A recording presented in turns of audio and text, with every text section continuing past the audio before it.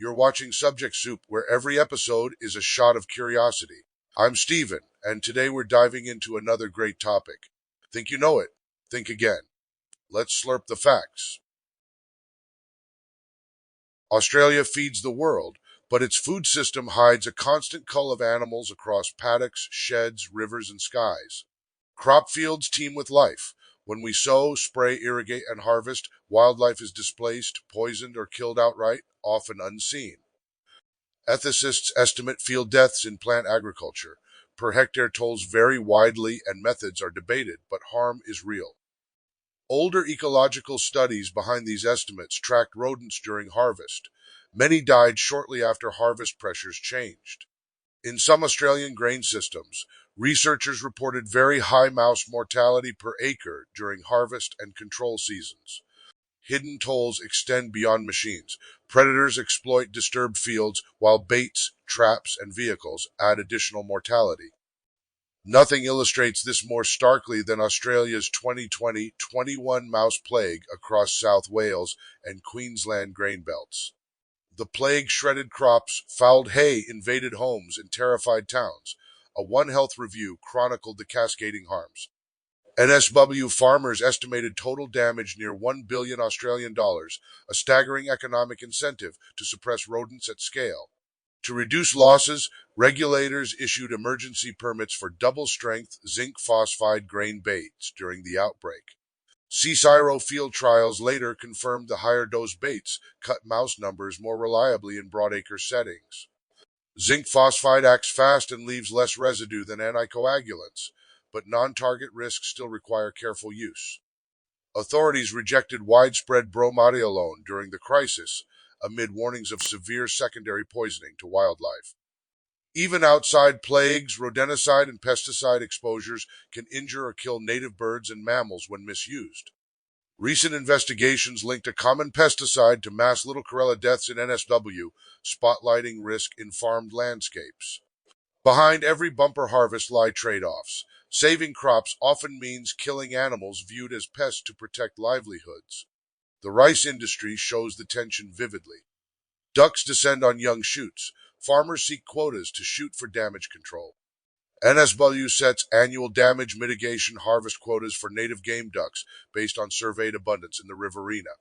In 2020-21, NSW lifted the cull quota to over 46,000 ducks, exemplifying tens of thousands authorized when numbers surge. ABC reporting over the years has noted large areas resown after duck damage when flocks concentrate on rice. Some biologists argue duck predation on rice can be overstated and that non-lethal tools deserve priority investment. Policy still grants landholders access to licensed hunters and quotas, underscoring economic drivers to prevent crop loss. Numbers like 40,000 ducks or a billion mice circulate widely. Official data track quotas, baits, and losses, not carcasses. So while headline figures are often debated, the undisputed constant is routine, large-scale wildlife mortality around crops. Monocultures simplify ecosystems. Fewer refuges plus synchronized sowing and harvest amplify risk windows for many species. Pesticides add diffuse harm. Beyond death, sublethal effects on birds include impaired breeding, immunity, and navigation. Irrigation channels, levees, and flood drains alter wetlands, shifting waterbird movements and concentrating conflict on farms. Fencing, netting, and deterrence spare some crops yet displace animals toward roads, canals, or hungrier paddocks nearby. Even livestock systems carry hidden losses. Droughts, disease, and culling decisions ripple through rangeland food webs. Invasive pests cost NSW agriculture hundreds of millions annually, sharpening incentives for lethal control responses. The moral landscape is messy. Plant foods and animal foods both entail animal harm. The mix and visibility differ by system.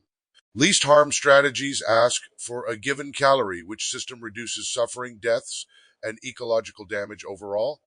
Promising directions include precision baiting, habitat refuges, raptor perches, and timing sowing to dodge peak wildlife use. Non-lethal deterrents, lasers, acoustic scaring drones, and targeted hazing can cut bird damage when carefully rotated.